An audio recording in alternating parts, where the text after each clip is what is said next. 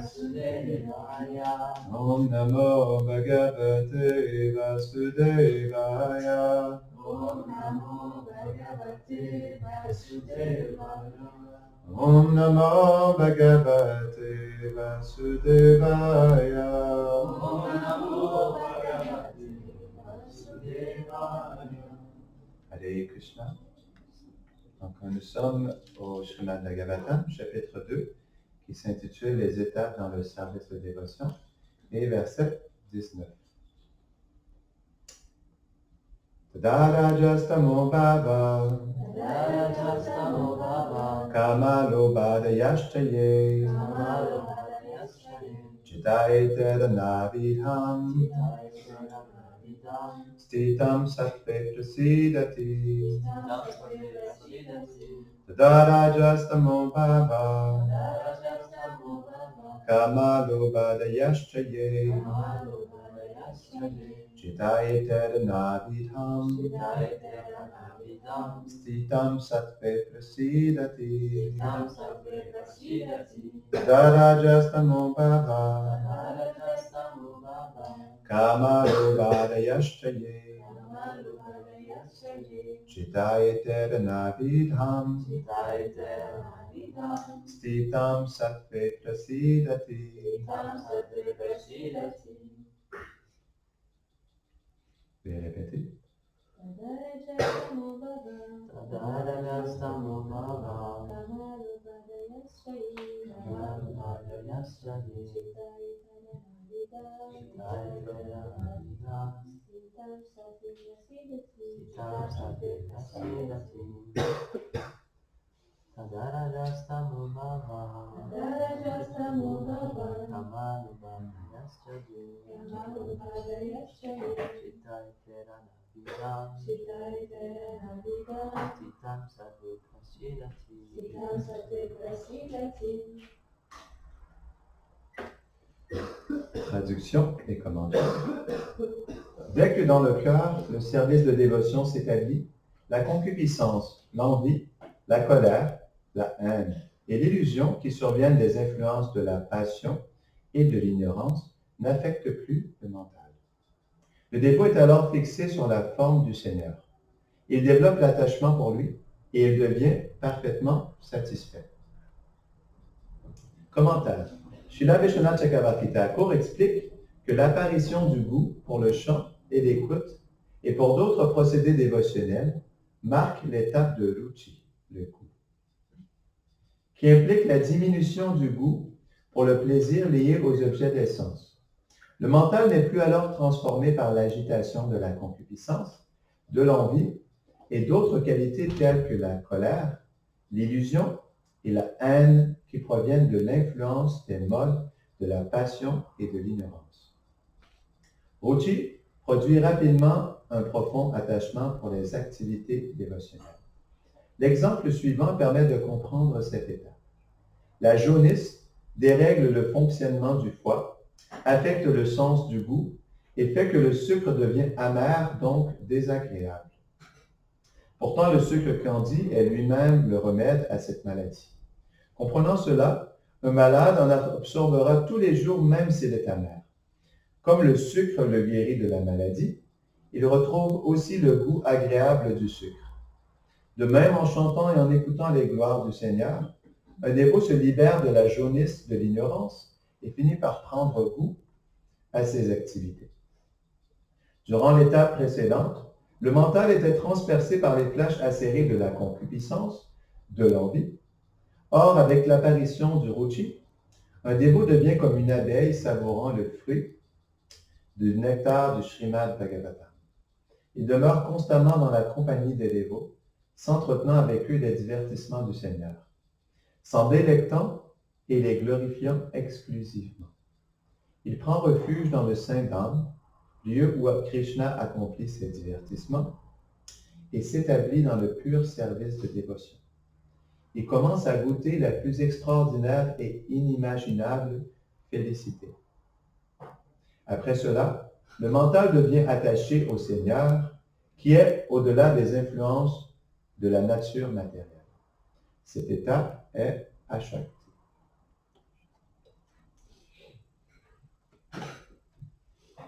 Om Agyanatimirandasya Gyananjara Shalakaya Chakshurun Meditam Jaina Tasmai Shri Gurave Namaha Shri Chaitanya Manobishtam Stapitam Jaina Bhutale Swayam Rupa Kadamayam Dadati Svapadantikam Vanchakalpatarubhyashta Kripa Sindhu Vacha Patitanam Pavanebhyo Vaishnavebhyo Namo Namaha Jaya Shri Krishna Chaitanya Prabhu Nityananda Shri Advaita Gadadhara Shivasadi Gaura Bhaktavrinda Hare Krishna Krishna Krishna Hare Hare Hare Rama Rama Rama Hare Hare Namam Vishnupadaya Krishna Pashtaya Bhutale Shrimate Bhakti Vedanta Swami Nitinamine Namaste Saraswati Deve Gauravani Pracharine Nirvisesha Shunnavari Pashtatyade Shatari.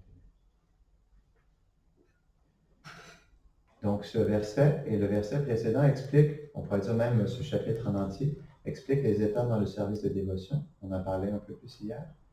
Mais pour comprendre qu'est-ce que Ruchi et Shakti, il faut comprendre aussi où commence la dévotion. Donc, dans le Madhurya Kadambini, Vishwanath Chakravarti Thakur, il décrit le processus entier du service de dévotion. Il faut comprendre que le processus ou le chemin de la dévotion est une science. Et une science, lorsqu'elle est appliquée, qui donne des résultats. Tout simplement, lorsqu'on applique justement dès le départ, qui s'appelle Shraddha, lorsqu'on s'applique dans le chemin de la dévotion, les résultats commencent à apparaître. Et ensuite, les caractéristiques de la dévotion naissent à l'intérieur de nous, dans notre cœur. Donc, la première étape, c'est Shraddha. Shraddha, ça veut dire la foi. La foi en les écritures sacrées, ou plus principalement les écritures Vaishnaves qui décrivent les gloires de Krishna et ses qualités, mais aussi une foi dans le processus de la bhakti, de la dévotion. Et comment cette foi se manifeste?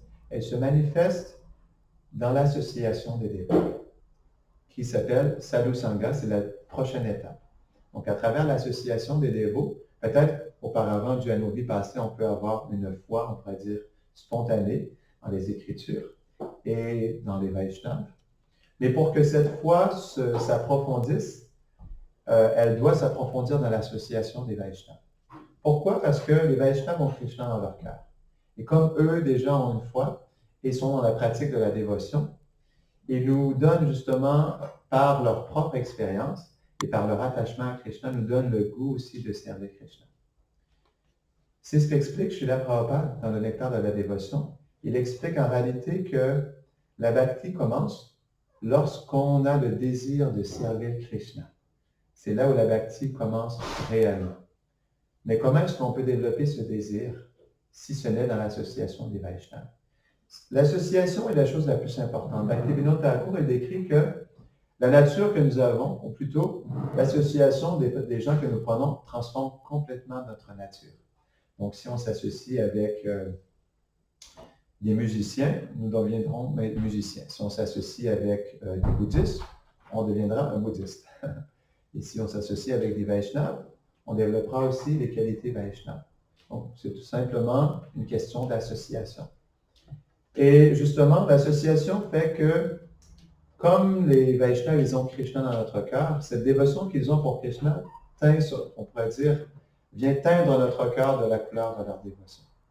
Et c'est pourquoi aussi Rupa Goswami, il explique que la chose la plus importante est de s'associer avec des dévots, mais pas n'importe quel dévot, des dévots de même mentalité. Comme par exemple, dans le monde Vaishnava, il y a toutes sortes d'humeurs.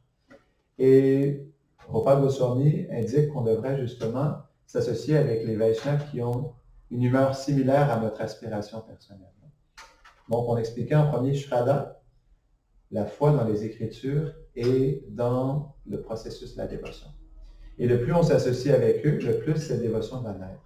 Mais il faut comprendre qu'on peut engager les gens dans la dévotion, comme par exemple, on peut donner service à quelqu'un, on peut chanter le mantra avec quelqu'un dans un kirtan, mais la dévotion commence réellement juste quand une personne consciemment décide de faire un service. Sinon, c'est seulement Agyata Sukriti. Agyata Sukriti, c'est un crédit dévotionnel inconscient. C'est que les gens sont engagés dans la dévotion, mais ils ne sont pas conscients de ce qu'ils font. Ils ne sont pas conscients de Krishna, et que le geste qu'il pose est supposé être un service à Krishna. Donc à ce moment-là, il y a juste la Agyata Sukriti, qui on pourrait dire les rendre plus favorables à s'associer avec les dévots. Mais pour qu'une personne réellement développe la dévotion, il faut que par elle-même, de son propre gré, de son libre arbitre, elle décide de poser un acte dévotionnel. Lorsque de son propre chef, elle décide de faire quelque chose pour Krishna, c'est à ce moment-là que la bhakti réellement commence à naître à l'intérieur de nous. Donc ensuite, il y a la prochaine étape qui s'appelle Bhajana Kriya. Donc lorsqu'on s'associe au dévot, principalement aussi le maître spirituel, comme le maître spirituel est une personne qui a une relation avec Radha et Krishna et qui justement est mise en pouvoir et qui est qualifié pour engager les êtres dans le service de Krishna, il nous permet justement, à travers ses instructions, de nous engager directement dans le service de Krishna, parce qu'il faut comprendre, lorsqu'on commence le chemin de la dévotion, ce n'est pas que nous sommes qualifiés. Nous n'avons pas de qualification pour servir Krishna directement, parce que Krishna peut seulement être approché avec un cœur pur. Il peut seulement être servi avec un cœur pur. Donc, par l'intermédiaire du maître spirituel miséricordieux, le maître spirituel nous permet, par sa compassion, de nous engager dans le service de Krishna. Et par son intermédiaire, il nous permet de se connecter à Krishna, à travers lui. Comme le dévot ou le gourou, le maître spirituel qualifié est très cher à Krishna, Krishna accepte le service de son disciple, même s'il n'est pas qualifié. C'est pourquoi, en réalité, le Bhajana Kriya, qui est l'engagement dans le service de dévotion, ne commence réellement que lorsque le maître spirituel nous engage. Comme par exemple, on pourrait chanter le Mahamantra sur notre japa, sur nos billes, avant d'être initié par un maître spirituel. Et naturellement, il y aura des bénéfices parce que le Mahamantra, il est Krishna directement. Lorsqu'on chante le mantra, naturellement, notre cœur se purifie. Mais lorsqu'on prend l'initiation du maître spirituel, en réalité, lorsqu'on chante le Mahamantra, on fait un service à notre maître spirituel. Et même en réalité, on peut voir que c'est le service le plus important parce que lorsqu'on prend l'initiation du maître spirituel, l'instruction principale qu'il nous demande, c'est de chanter les noms de Krishna. Après ça, au niveau secondaire, dans notre style de vie, de suivre certains principes régulateurs. On pourrait dire la chose la plus importante qu'il nous demande, c'est de chanter le Mahamantra. Et comme on chante le Mahamantra, qu'on a un service au gourou, le potentiel de notre chant est beaucoup plus puissant et beaucoup plus purifiant aussi. Donc c'est pour ça que naturellement, pour aussi développer notre relation avec Krishna, on n'a pas le choix que de passer à travers l'intermédiaire du maître spirituel. Parce que comme on l'a partagé dans l'histoire avec Nityananda Prabhu, lors du Gora Purnima, Nityananda Prabhu n'accepte pas les disciples qui ne sont pas amenés directement par le gourou. Donc c'était quand même une histoire intéressante. Ça montrait vraiment bien le point. Donc, comme on est engagé dans le service du maître spirituel, que c'est un service que Krishna accepte, ce service est extrêmement purifiant. Et s'ensuit Anartha-Nivriti.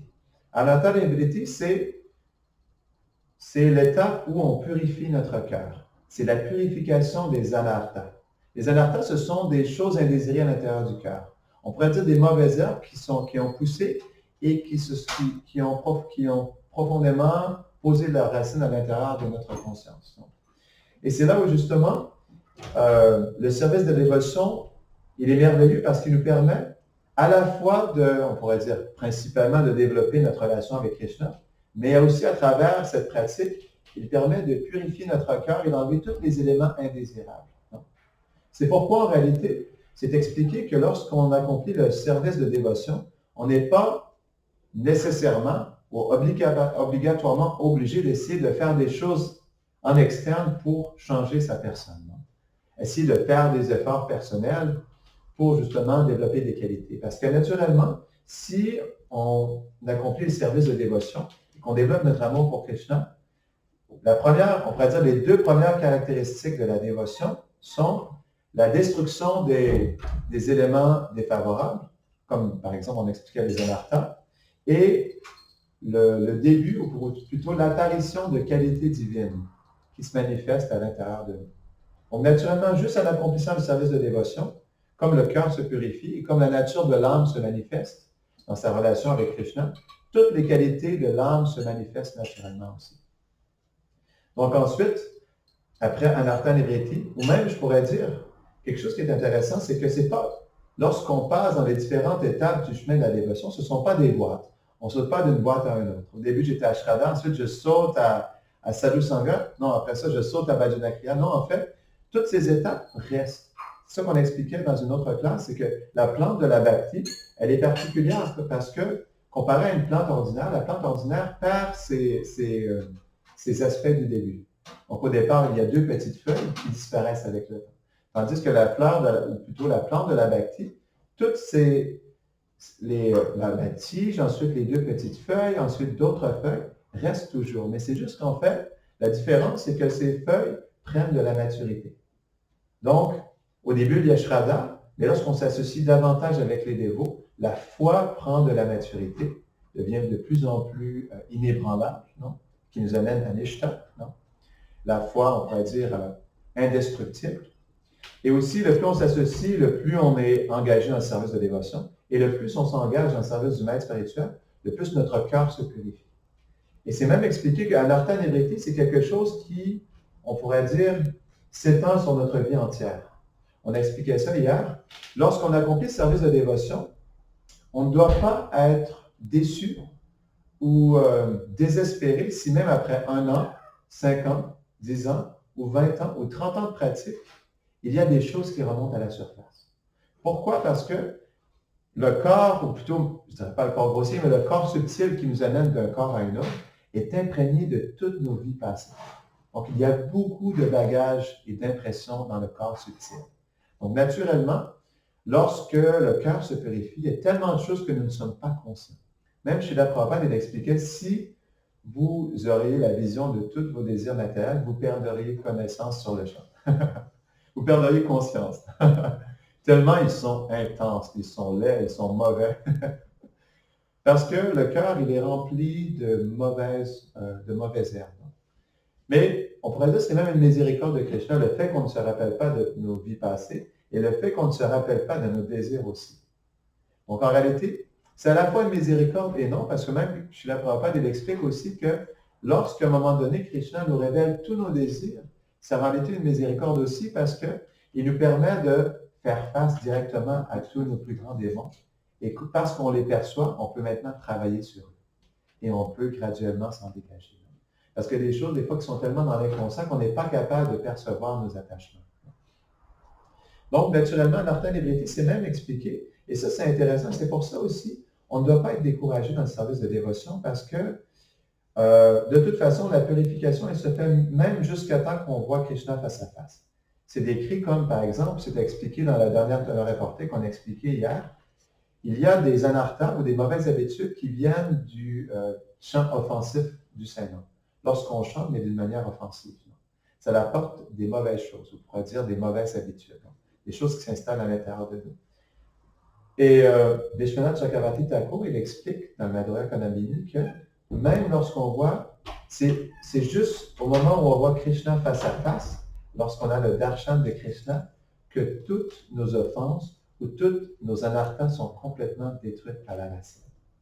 Donc c'est pour ça que même jusqu'à temps qu'on quitte la dimension matérielle et qu'on soit introduit à Vrindavan, comme l'expliquent les acharyas, lorsqu'on justement, on a l'opportunité d'être introduit dans la réalité de Vrindavan, même à ce moment-là, le cœur n'est pas complètement purifié.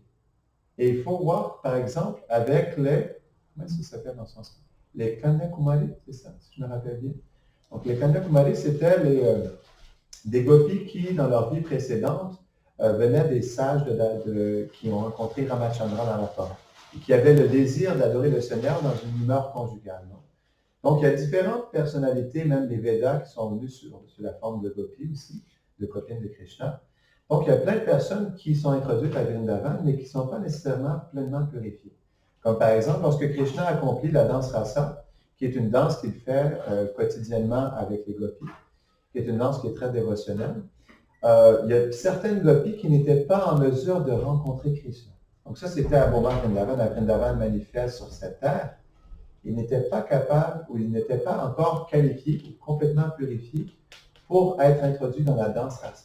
Et pourquoi? Donc, Srila Prabhupada explique dans le commentaire du Srimad Bhagavatam que tout simplement, c'est parce que le cœur n'était pas encore pleinement purifié de certains anarthas et Il s'agissait juste qu'ils soient pleinement purifiés.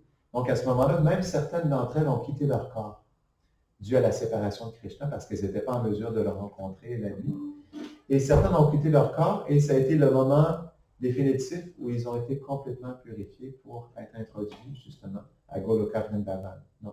Donc ça, c'est un bon exemple. Ça montre à quel point, en réalité, ce n'est pas que d'atteindre la perfection de l'existence veut dire de complètement se purifier dans cette vie, mais c'est plutôt de recevoir la miséricorde de notre maître spirituel et justement des habitants de Vrindavan qui nous permettent ou qui ont le désir de nous introduire dans le monde spirituel.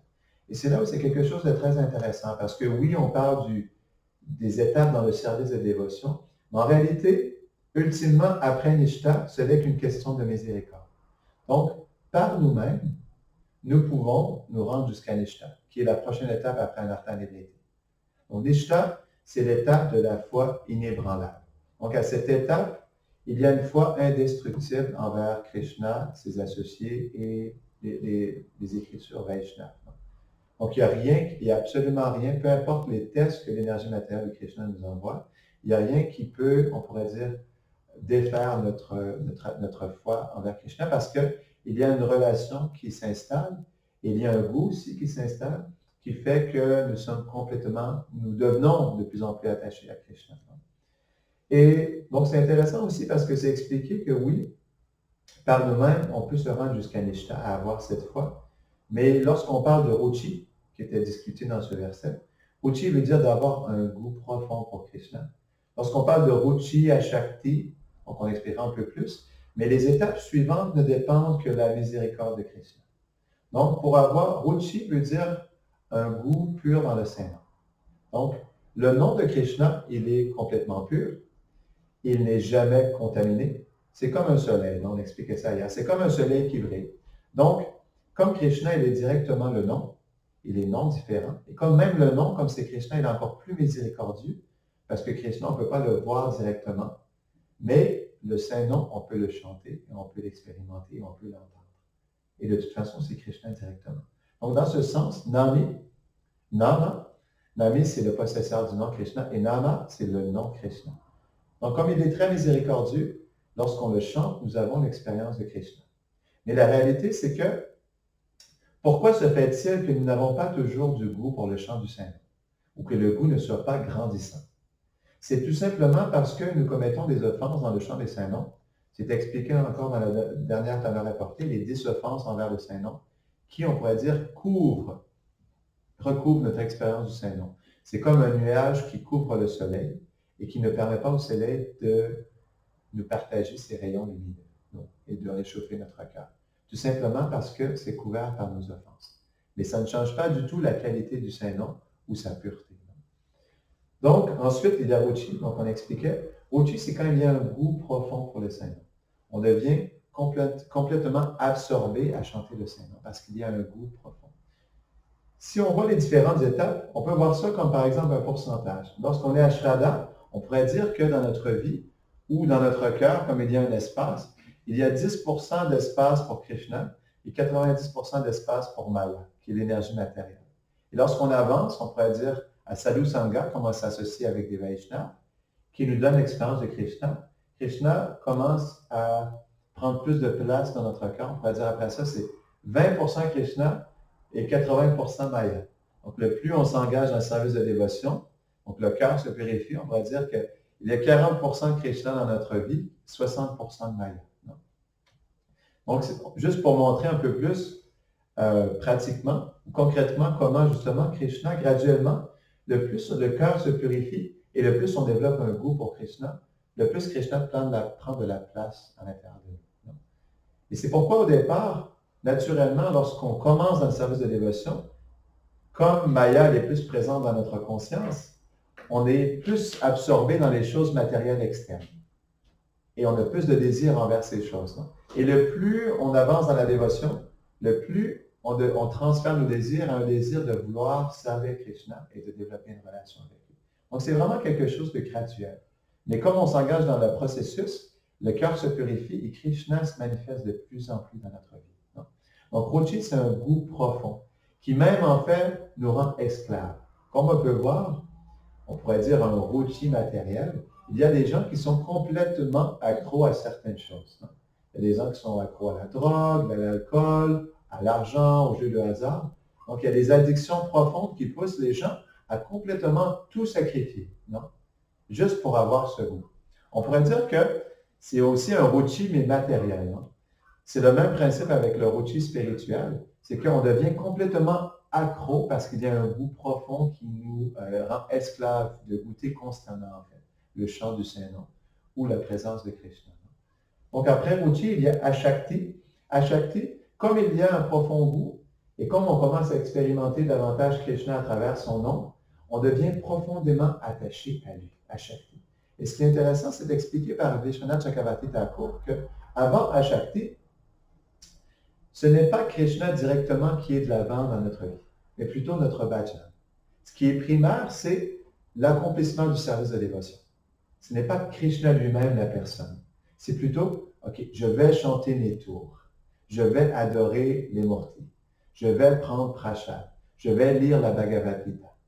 Tandis que lorsqu'on arrive à Shakti, ce n'est pas le bhajan, mais c'est Krishna lui-même qui devient primaire parce qu'à Shakti, Krishna commence, un tantinet soit peu, à dévoiler sa présence personnelle. Il peut avoir des expériences de darshan de Krishna à Shakti. Et à ce moment, comme Krishna se dévoile dans notre conscience, c'est lui qui justement devient l'aspect primaire de notre vie. Donc, c'est pas je vais chanter, mais je vais voir Krishna. Je vais pas chanter, mais je vais voir Krishna. Je vais entendre Krishna, non? Lorsque je prends Prashad, je vais goûter Krishna, non? Lorsque j'adore les déités, je vais servir Krishna, non? Lorsque je lis la Bhagavad Gita, je vais m'associer avec Krishna. Donc, c'est toujours la personne. Comme il y a une relation personnelle qui se manifeste, c'est la personne de Krishna qui devient l'aspect primaire. Non? Même si on regarde quelque chose d'intéressant, si on regarde les résidents de Vrindavan, ce n'est pas le service de dévotion, ce n'est pas le chant du Mahamantra qui est l'aspect primaire de leur vie, parce qu'ils ont une relation face à face avec Krishna. Donc pour eux, l'aspect primaire, c'est de servir Krishna face à face dans une relation d'amour, parce qu'ils sont dans sa présence directe. Donc pour eux, le chant du Mahamantra, c'est quelque chose qui accompagne leur pur amour dans un service direct à Krishna. On pourrait dire que c'est plutôt un souffle qui les énergise pour pouvoir faire leur service à Krishna. Comme par exemple, lorsque Krishna part dans la forêt, le Vrindavan, comme les gopis sont en séparation, elles font leur service, mais pour justement rester dans le souvenir de Krishna, elles énergisent leur service par des bhajans qu'elles font. Donc, elles chantent les noms de Krishna. Comme Maya Yashoda, pendant que Krishna est occupé, lorsqu'il est un tout petit bébé, à faire des plaisanteries avec ses amis, Mère Yashoda prépare le lait. Donc, elle est absorbée. Oui, elle fait un service, mais en même temps, elle chante les gloires de Krishna. Elle fait comme un kirtan lorsqu'elle baratte le lait, avec le son de ses bracelets et aussi le son du barattage dans du lait. Donc, naturellement, tous les résidents de Vrindavan aussi chantent les noms de Krishna, mais pour insuffler leur souvenir et leur amour pour Krishna. Tandis qu'ici, comme nous n'avons pas de relation personnelle directe avec Krishna, c'est le Mahamantra au départ qui devient l'aspect primaire. Parce que le Mahamantra, c'est notre connexion à Krishna. C'est à la fois le moyen et le but. Comme c'est Krishna, c'est le but. Mais comme le Mahamantra nous aide à avoir une connexion directe avec Krishna, c'est aussi le moyen. Non. Donc c'est pour ça qu'à Shakti, Krishna, la personne, prend la place directe dans notre cœur. Donc ensuite, il y a Bhava. Bhava, on peut dire, comme on expliquait, que la bhakti est comme une plante qui graduellement prend des feuilles et ultimement commence à faire apparaître un petit bourgeon. Et justement, le bourgeon, ça, c'est le début du pur amour pour Krishna. C'est là où justement, et ce n'est pas complètement éclos, mais c'est que le pur amour pour Krishna commence à se manifester à l'intérieur de nous. Et c'est au niveau de Bhava que réellement on commence aussi à avoir plus concrètement une expérience de notre relation avec Krishna, dans notre forme transcendantale. Notre forme éternelle et la relation particulière que nous avons avec Krishna commence à se manifester, le service que nous avons pour Krishna. Notre forme, les qualités de notre forme, notre nom, notre famille, nos habits, toutes ces choses commencent à se manifester. Mais ce n'est pas le plein amour parce que c'est juste sous la forme du bourgeon. Donc, ce n'est pas pleinement mature, non? Et ensuite, la prochaine étape est Prema. Donc, Prema, c'est là où justement le bourgeon du pur amour pour Krishna, comme il a été profondément nourri par notre relation personnelle avec Krishna, il commence à éclore et devenir justement une fleur. Et c'est à ce moment que Prema, le pur amour pour Krishna, devient épanoui. Mais c'est expliqué par les acharyas que ce niveau, il est tellement intense, comme il faut comprendre que l'amour pour Krishna, c'est un sentiment qui est tellement profond et intense qu'il ne peut pas être goûté dans ce corps. Parce que le corps matériel ne pourrait pas contenir l'intensité du sentiment d'amour de Prema.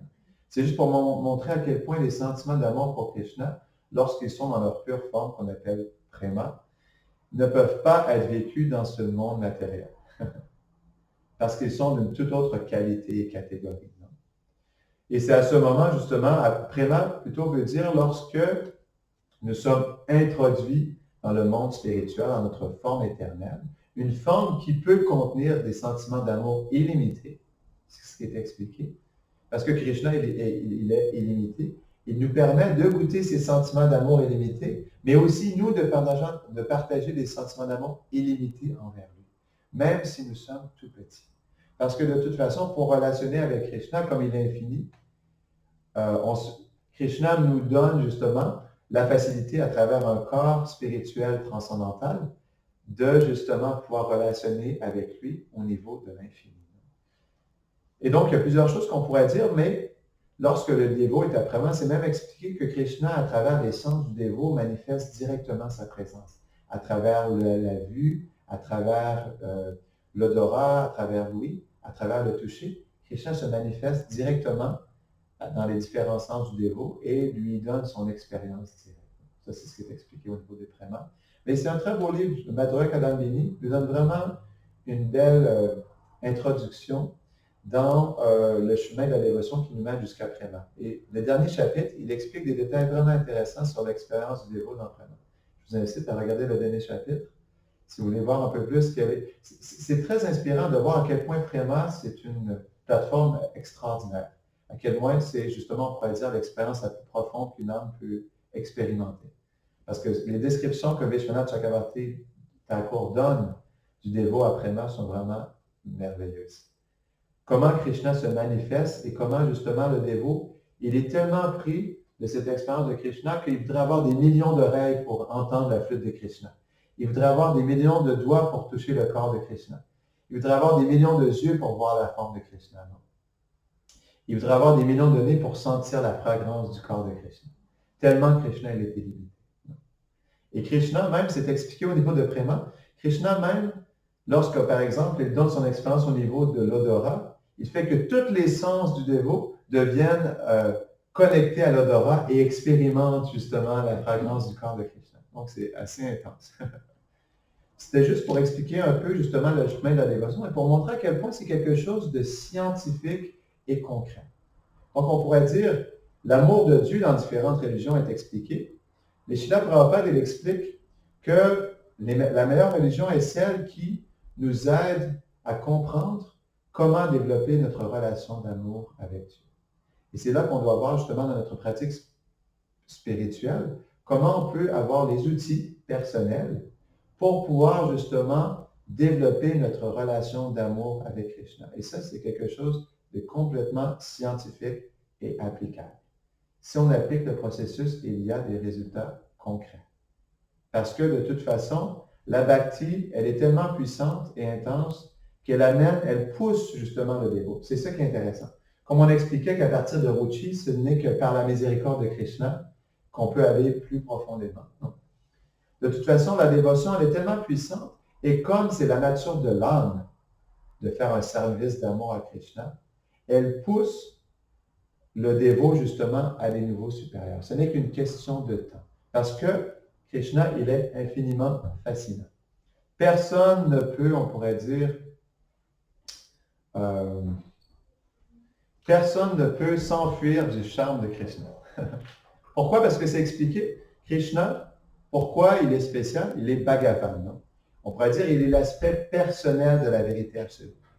Et qu'est-ce que veut dire Bhagavan? Jiva Goswami, il explique, Bhagavan, c'est cette personne, c'est cette personne suprême que lorsqu'on la voit face à face, on est tellement épris d'amour pour cette personne qu'on veut se sacrifier corps et âme sur le champ. Tellement Krishna, il est fascinant, infiniment fascinant et attirant. Ça, c'est le darshan de Krishna. C'est pourquoi, justement, c'est décrit par nos acharyas qu'il ne s'agit que d'avoir une seule fois le darshan. Darshan, ça veut dire la vision directe de la forme de Krishna. Une seule fois et nous sommes complètement foutus pour le reste de notre existence. Parce que Krishna, il est justement tellement empli de qualités merveilleuses infinies que personne ne peut justement, on pourrait dire, résister son charme absolu. Il ne s'agit que de prier que Krishna veuille bien nous partager son darshan pour qu'on puisse être complètement, justement, handicapé dans ce monde. Parce que lorsqu'on a la vision de Krishna, on ne peut plus voir autre chose que Krishna, on ne peut plus sentir autre chose, on ne peut plus toucher autre chose, et on ne peut plus entendre autre chose que Krishna. Parce que Krishna, il est la source de tout. Donc, il explique dans la Bhagavad Gita, ce monde matériel, aussi beau qu'il puisse paraître, n'est qu'une fraction de ma splendeur. Mais ça, c'est une méditation intéressante. Et je pense que cette profonde méditation peut nous aider sérieusement à se détacher de nos attachements matériels. Parce que nous pourrions peut-être être attachés à tellement de choses dans ce monde, mais si ce monde n'est qu'une fraction de la splendeur de Krishna, alors pourquoi ne pas aller à Krishna directement? Si ici ce n'est qu'une petite fraction. Donc imaginez-vous à quel point Krishna doit être infiniment fascinant s'il est la source de cette petite fraction infime et insignifiante du monde matériel.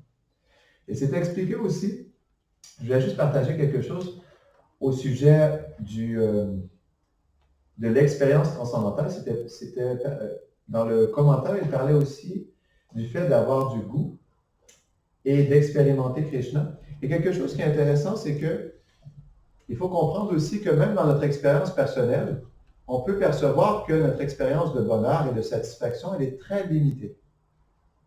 Parce qu'on cherche tout simplement, à partir de nous-mêmes, d'avoir une expérience de plaisir et de satisfaction. Et comme l'âme, elle est infiniment petite, sa capacité à vivre une expérience de plaisir est infiniment petite aussi. Et même si justement on cherche à aller au niveau de l'âme, de toute façon, comme l'âme elle est petite, on peut expérimenter le bonheur de l'âme. L'âme, elle baigne dans la félicité, comme elle est faite d'ananda, de félicité. Mais comme l'âme est toute petite, l'expérience qu'on peut aller directement goûter à travers l'âme, qui s'appelle Atmananda, elle est extrêmement petite aussi.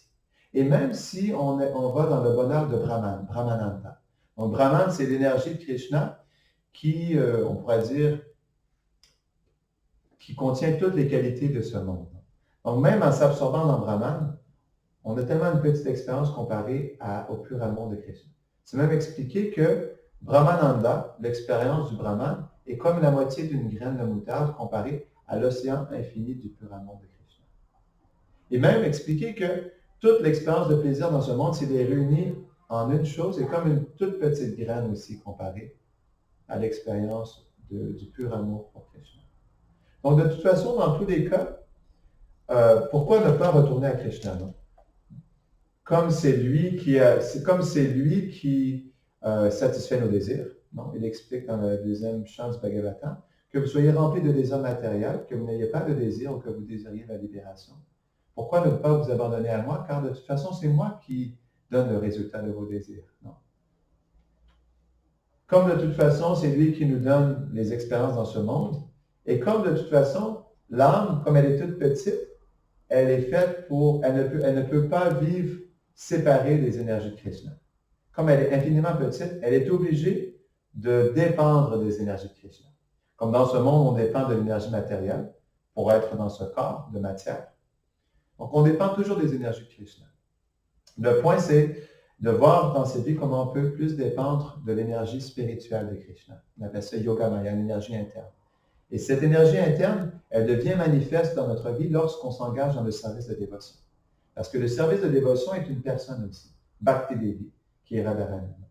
Et Bhakti Devi, comme justement c'est l'énergie interne de Krishna, lorsqu'on s'engage dans le service de dévotion, graduellement, au lieu d'être influencé par l'énergie matérielle, on devient influencé par l'énergie interne de Krishna, Yogamaya. Et cette énergie graduellement nous introduit dans le souvenir de Krishna, dans notre attachement pour Krishna, et à travers ça, nous aide à développer notre relation avec Krishna. Donc, on va terminer ici. Est-ce qu'il y a des questions, des commentaires ou des réflexions avant qu'on termine? Grantara Srimad Bhagavatam ki